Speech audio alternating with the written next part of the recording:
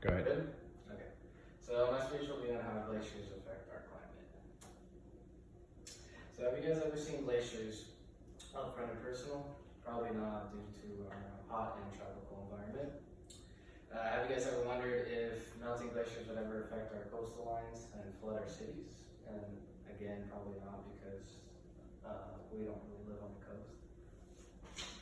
The changing climates can affect the melting glaciers and prove detrimental one day. These glaciers provide a habitat for life, and they keep our temperature stagnant and maintain our ecosystem. Luckily, the process of glaciers melting is very gradual. Yet, if we remain apathetic to our situation, that can affect future generations. And we could see shorelines disappearing, and we could see cities flooding in Florida, considering we're pretty low sea level. The Tourist Saving Glaciers Project is a coalition of citizens globally who come around together and help preserve these glaciers and maintain our ecosystem. So first off, how did the concept of melting glaciers even arrive? First, I'd like to explain and demonstrate how climate change can alter the environment. First off, glaciers are a body of ice that are centrally located near the poles and the cold temperatures, of course. According to the National Snow and Ice Data Center, ice caps, glaciers, and shelves have diminished since the Industrial Revolution in the 1760s. Increasing levels of industrialization, including mass quantities of greenhouse gases. Coal is a great example, as this picture shows. It's one of the dirtiest fossil fuels that we use, and today it's really the ash and soot from it really are detrimental to these glaciers. The collections of gases have also heated up our atmosphere and increased pressure in the ozone layer. This creates more of a heat output considering the diminished ozone layer because the sun will go right through it.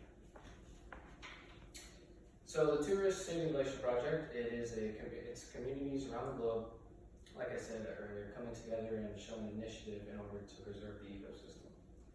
According to the website that I found this project on called SciStarter, it demonstrates the importance of how to suppress climate change, and it gives you info on water and energy management. The people affiliated with this project have created an app also called Ice King. It breaks down the geographical locations of these glaciers as well as the amount of glaciers in that specific area. Climate change is still a controversial topic, and that's okay. As we continue to research about it, it helps us progress in a positive manner.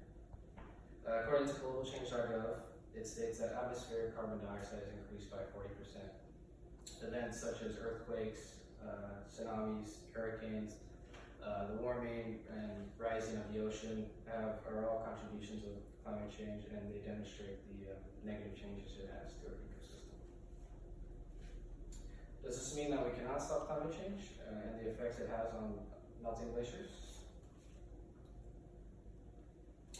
Not exactly. Due to the participation of citizens around the globe, we're starting to see a shift in people participating in helping our environment.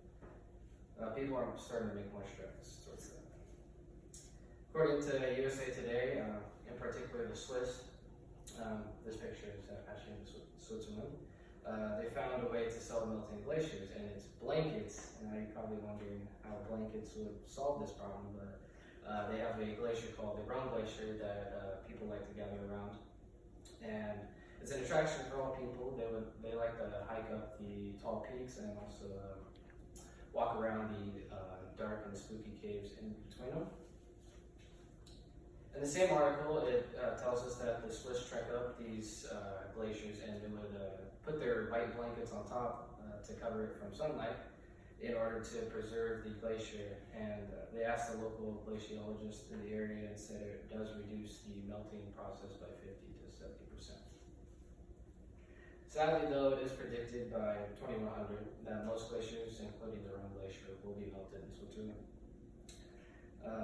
It may not be a permanent fix, but it shows a way that people can get creative and show an unorthodox way manner to get rid of the melting glaciers. Another way that people have tried to combat this problem is artificial snow. So, according to popular science, Switzerland again has used artificial machines to preserve the snow and ice on the glaciers in their mountains. Unfortunately, they need like thousands of these machines for it to actually work right. But they do recycle the excess water from local melted glaciers around to preserve their bigger glaciers as well.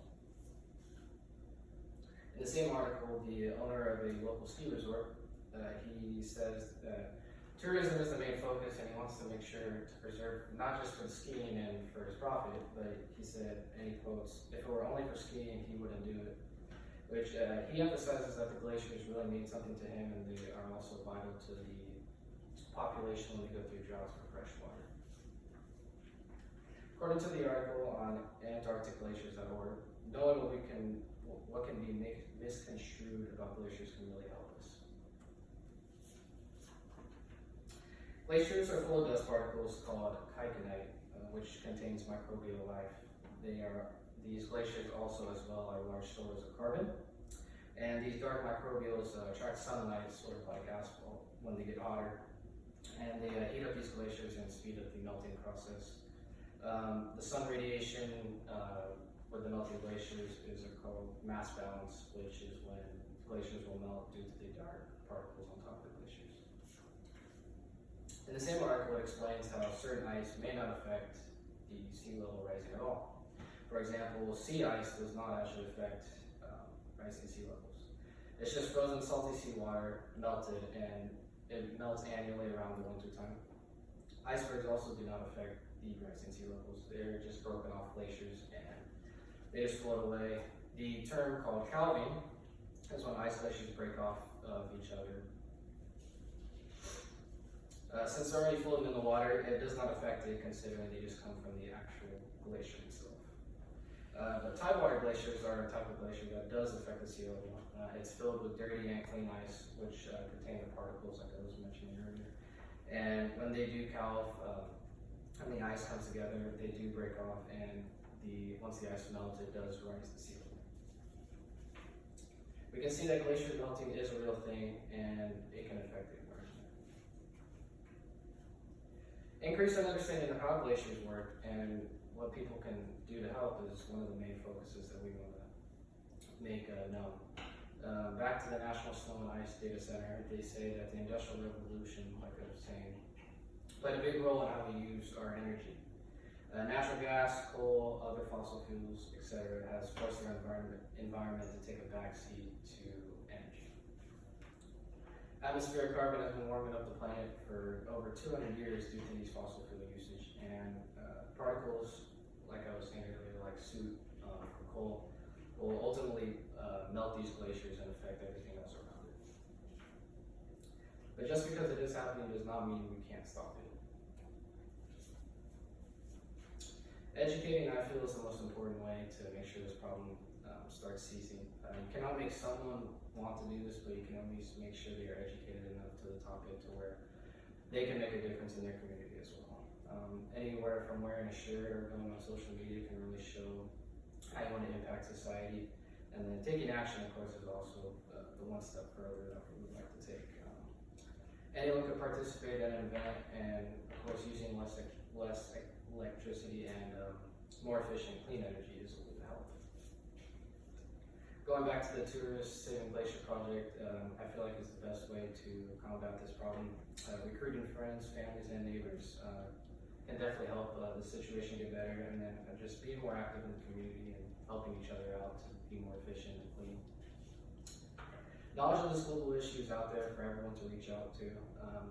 The knowledge will come from other people being active in their community, and we just got to know how our actions affect everyone else. And I feel like actions speak louder than words is one main focus that